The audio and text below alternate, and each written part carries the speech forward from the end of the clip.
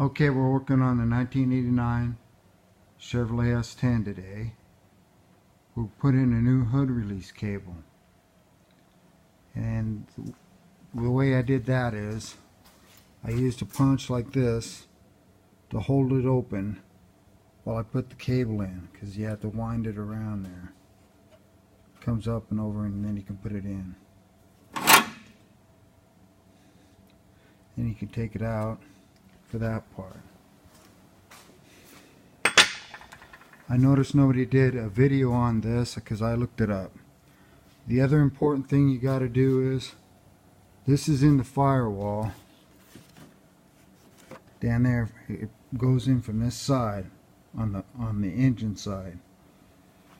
So what I ended up doing is I ended up pushing it out with a screwdriver like that, and I popped that with the hammer.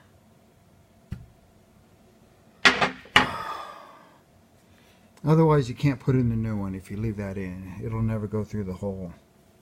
I actually thought I had to drill a bigger hole at first. That's why the drill's out, but I realized I was drilling into a piece of rubber, so I just popped out the plug.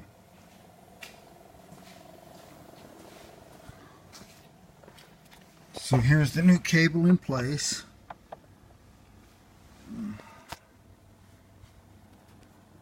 Right there. Working. And then the other thing you're going to want to do is you want to take your cable ties and put it in place nice and neat like that.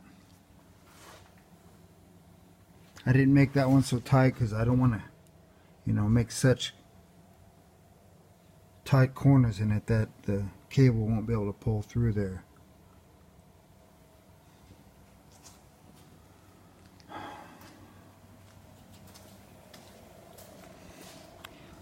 Yeah, I looked it up and nobody did a video on this. In my book it didn't say how to do it. It's just really a simple thing that I'm sure a lot of people need to do probably on a regular basis, not real often, but everybody all together. Somebody's probably putting in one of these every day.